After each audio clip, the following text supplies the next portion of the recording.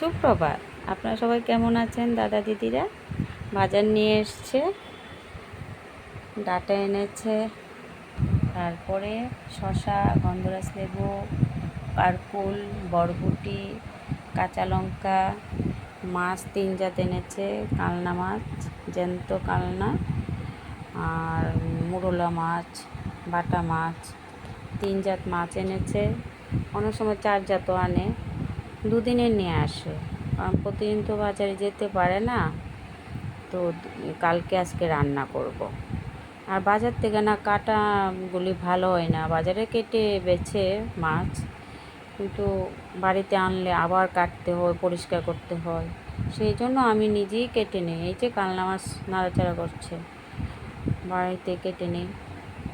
তো এইটুকুই আজকের বাজার। ভালো লাগলে আমার পাশে থাকবেন, সাবস্ক্রাইব করবেন। এই রাখছি।